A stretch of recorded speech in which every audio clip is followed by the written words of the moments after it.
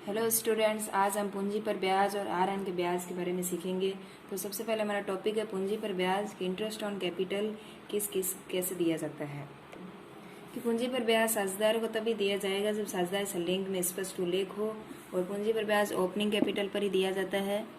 Opening capital पर ही दिया जाता है। अगर एडिशनल कैपिटल आपके पास हो, एडिशनल कैपिटल मीन्स अगर अतिरिक्त पूंजी आपके पास हो तो अतिरिक्त पूंजी ब्याज की गणना के लिए हमें समय अवधि के अनुसार ही ध्यान में रखना पड़ेगा।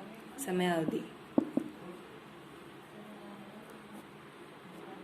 अगर क्लोजिंग कैपिटल आपको दिया हुआ हो, क्लोजिंग कैपिटल के लिए आपको एक ओपनिंग कैपिटल कैलकुलेशन करनी पड़ेगी। तो ओपनिंग कैपिटल की कैलकुलेशन करते हैं, किस टाइप से होती है calculation of opening capital.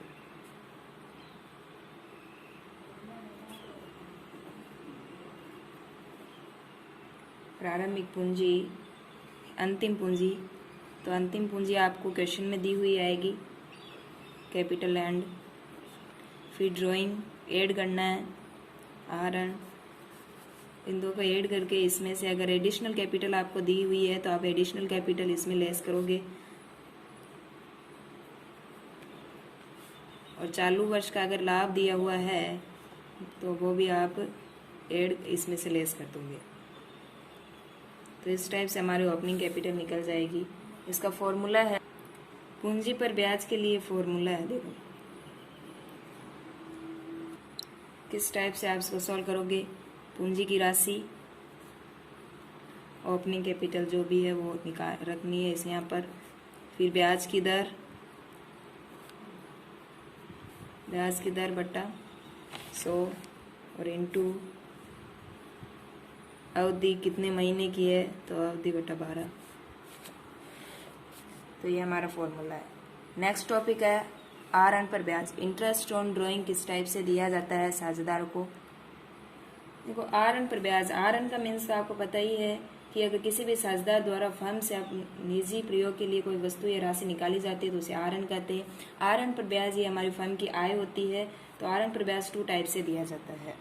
First हमारी है कि जबकि विभिन्न तिथियों पर असमान राशि आहरित की जाती है। कि पहली विधि है कि अलग अलग तिथियों पर अगर राशि आहरित की जाती है, से दूसरी विधि है जब नियमित तिथियों पर समान राशि आहरित की जाती है। तो फर्स्ट हम पहले इस टॉपिक को पढ़ते हैं कि अलग अलग तिथियों पर असमान राशि आहरित किस टाइप से की जाती है। इसमें 2 विधि होती है, एक तो सरल विधि और सेकंड विधि है गुणनफल विधि।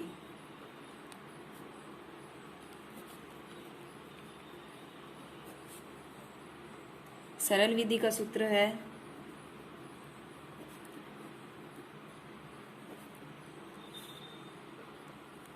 कि आर.एन की राशि इंटू ब्याज दर बटा 100 इंटू महीने या अवधि बटा 12। और दूसरे है गुणनफल विधि। गुणनफल का फॉर्मूला है गुणनफल का योग इंटू ब्याज की दर बटा 100। तो गुणनफल किस टाइप से हम निकालते हैं, नोट कर लेते हैं इधर कि गुणनफल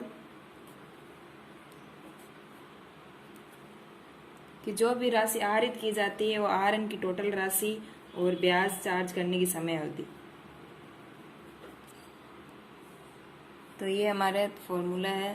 तो ये फर्स्ट टॉपिक हुआ। सेकंड टॉपिक है कि जब नियमित रूप से समान राशि अगर आपको आहरित की जाती है, उस फर्स्ट वाले टॉपिक में असमान राशि आहरित की जाती थी, इसमें समान राशि आहरित की जाएगी।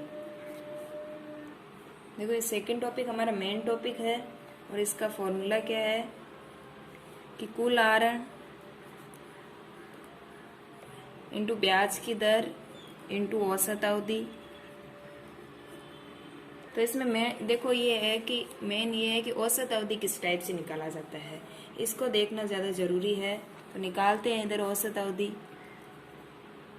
अगर आपको आर.एन मासिक आर.एन दिया हुआ हो, पूरा साल का ही अगर आर.एन दिया हुआ हो तो सीधा याद करने की ज़रूरत नहीं है, इसमें फॉर्मूला है वो देख लो।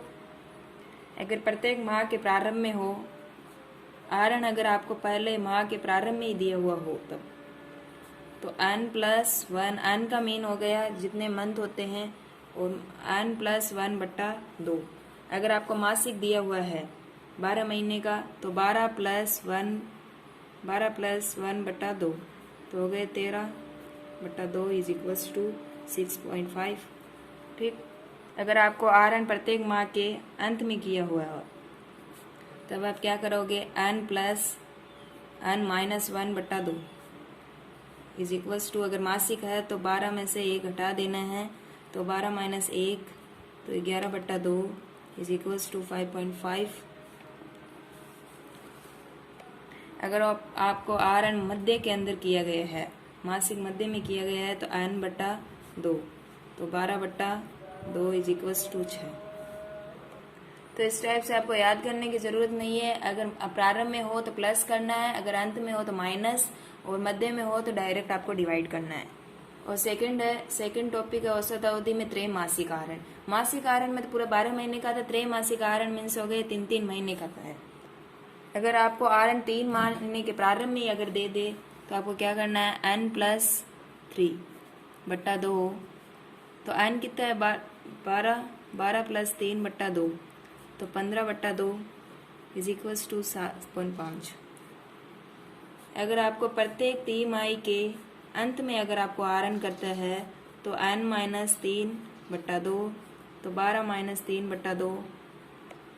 अगर आपको प्रत्येक तिमाही के मध्य में अगर आपको आहरण दिया जा रहा है, मध्य में दिया जा रहा है तो n/2 तो 12/2 इज इक्वल्स टू 6। तो इस टाइप से आपको आहरण पर ब्याज दिया जाएगा।